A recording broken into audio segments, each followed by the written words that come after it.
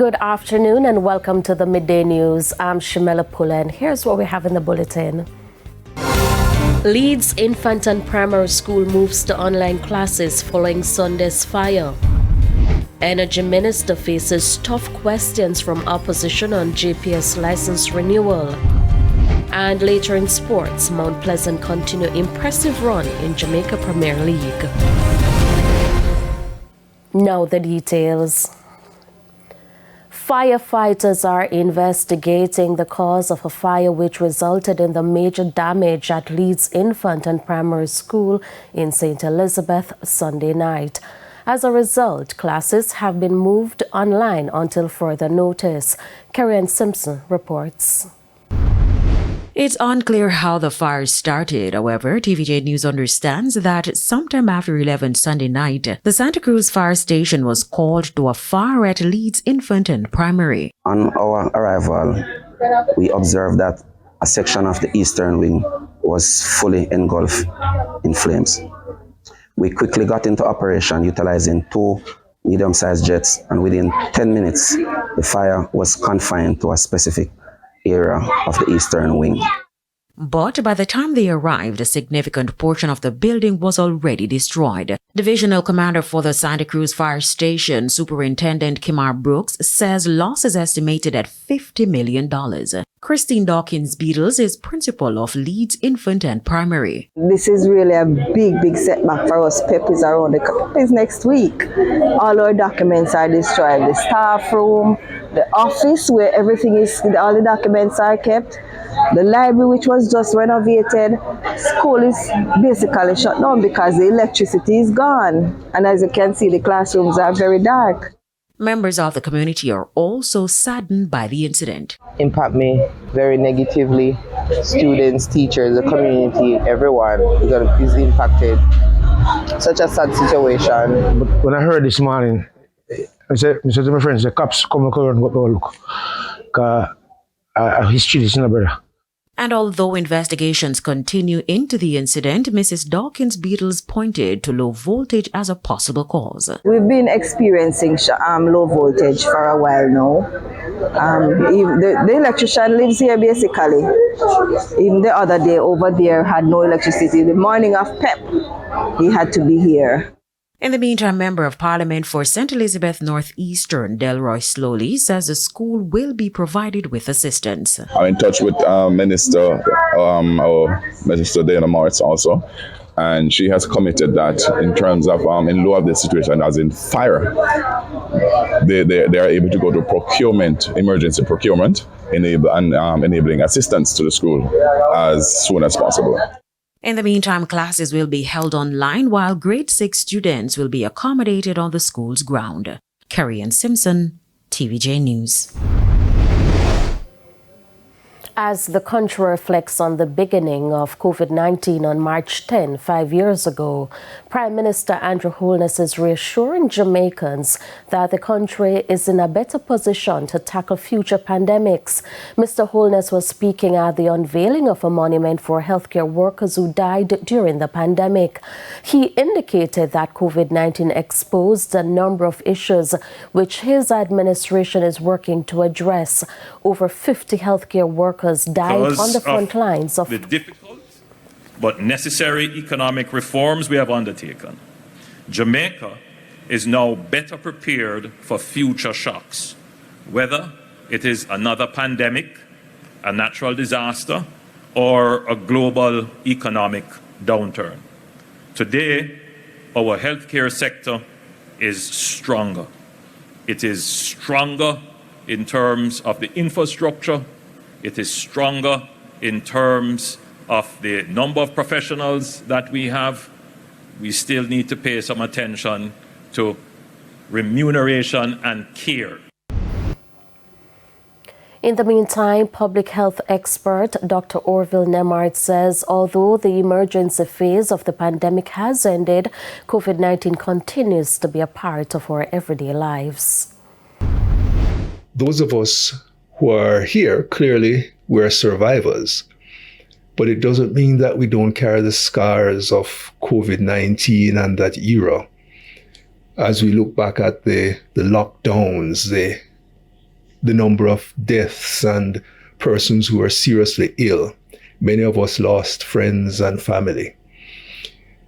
The continued scars of COVID-19 remain in what we're seeing as mental health issues following COVID-19. Dr. Nemard also cautioned that new pandemics similar to COVID-19 may emerge. He's urging Jamaicans to prepare for these future health challenges. My sincere hope as a public health practitioner is that we really don't have to face things of this nature, but the data says that we will. Hopefully, if there is something of the future, we will be able to weather it as well or even better than we did with COVID-19 and come out stronger on the other side. A recently completed road repair project on a section of Caymanas Drive in Waterford, St. Catherine has become a point of contention between the political parties. Details in this report. Residents of Caymanas Drive in Waterford, St. Catherine have long suffered with poor road conditions. Recently, a section of the road was repaired under the government's REACH program. However, Councillor for the Waterford Division, Fenley Douglas, is raising concern about the quality of the work done.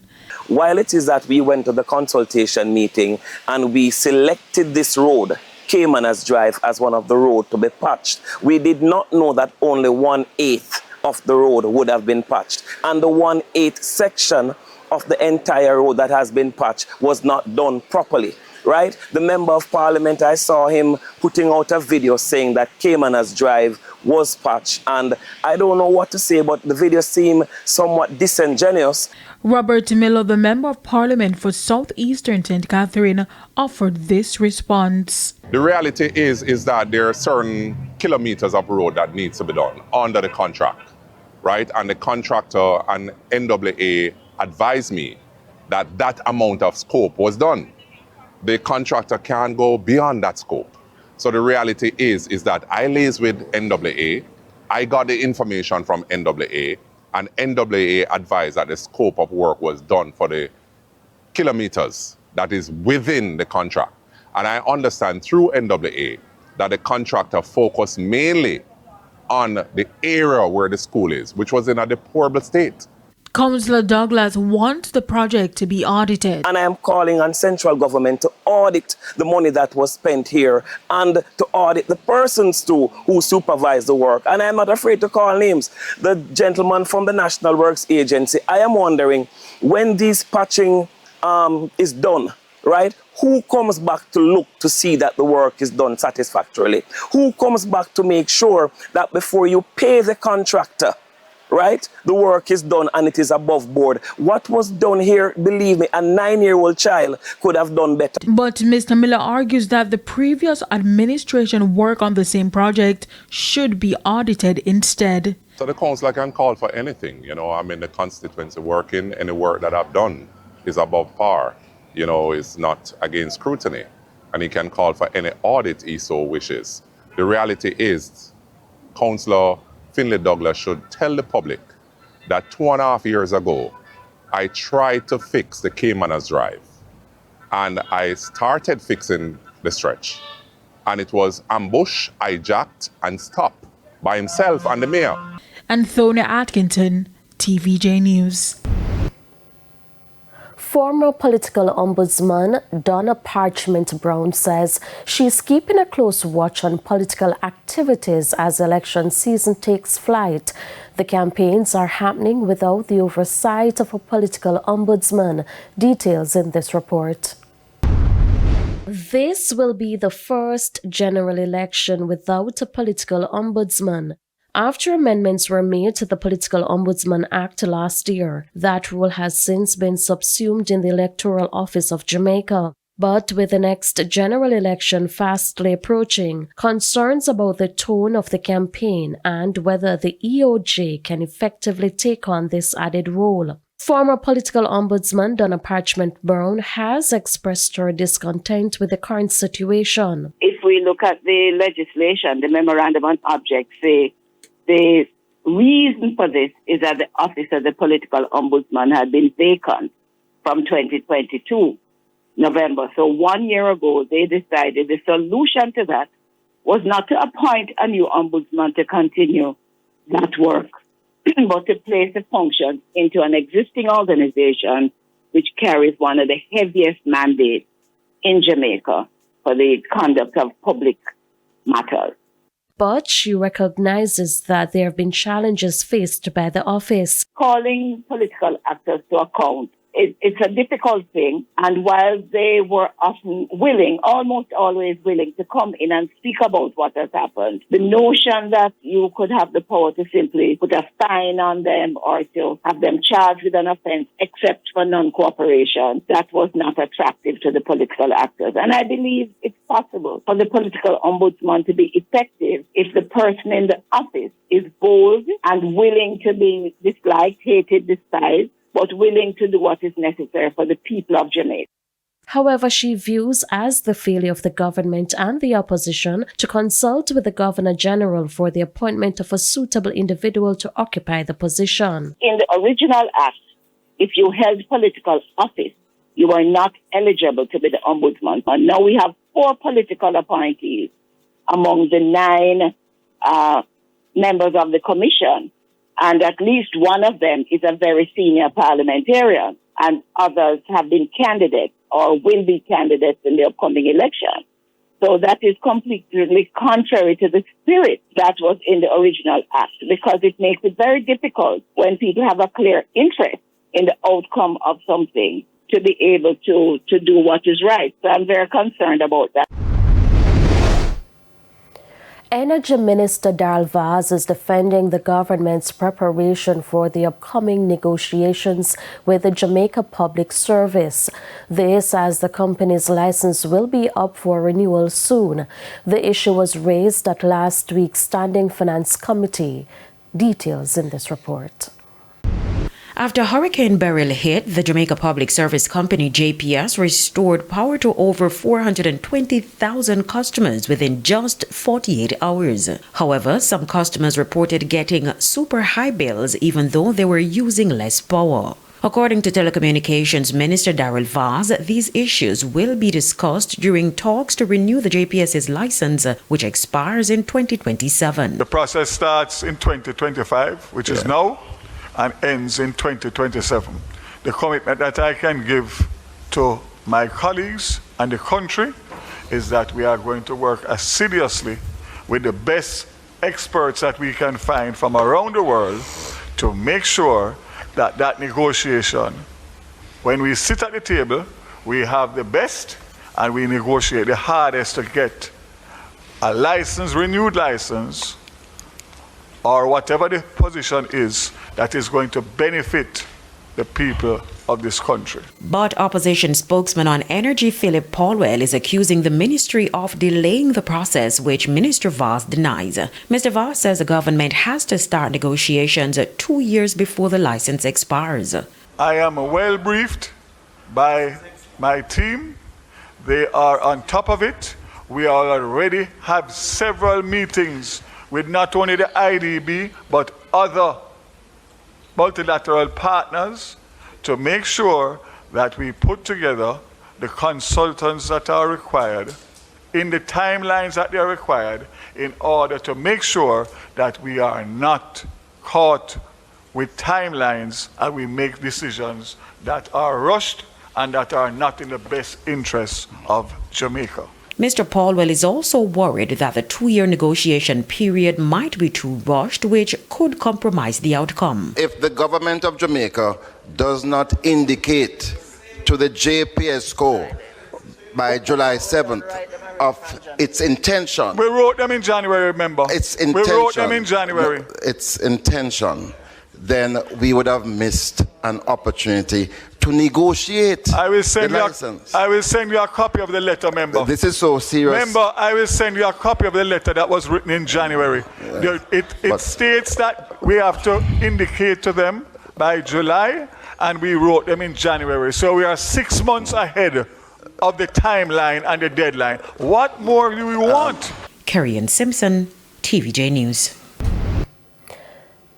It's time for a break. Stay with us. More stories when we return.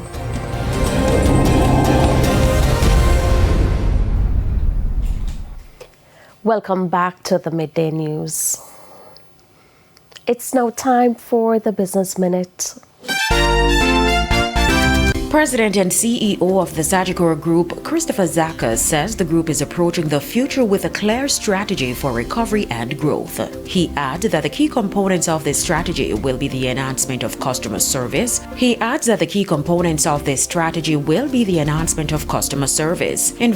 in advanced technology and talent, as well as the seeking of new growth opportunities. Mr. Zaka's comment followed the 33.33% tumble in the group's net profits to $9.3 billion, although revenues jumped to $54.5 billion during the year ended December 31, 2024.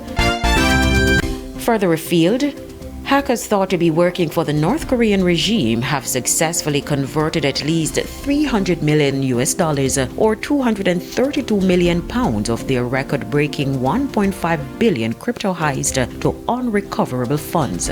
The criminals known as Lazarus Group swiped the huge haul of digital tokens in a hack of crypto exchange Bybit 2 weeks ago. Since then, it's been a cat-and-mouse game to track and block the hackers from successfully converting the crypto into unusable cash. Experts say the infamous hacking team is working nearly 24 hours a day, potentially funneling the money into the regime's military development. And that's it for the Business Minute. I'm Carrie Ann Simpson. Time now for the top regional and international stories. The Cayman Islands Public Health Department is ramping up measles vaccination efforts due to an outbreak in Miami.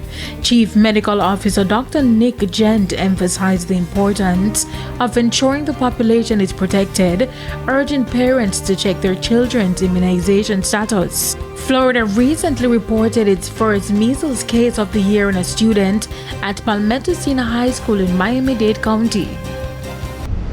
On the international scene, former central banker Mark Carney was elected leader of Canada's Liberal Party and will become the country's next prime minister after Justin Trudeau's resignation.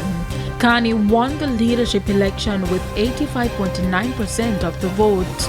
He vows to resist US President Donald Trump's efforts to weaken Canada, including keeping retaliatory tariffs in place until the US shows respect for Canada. And those were the top regional and international stories. I'm Anthony Atkinson. We take another break. Sports is next.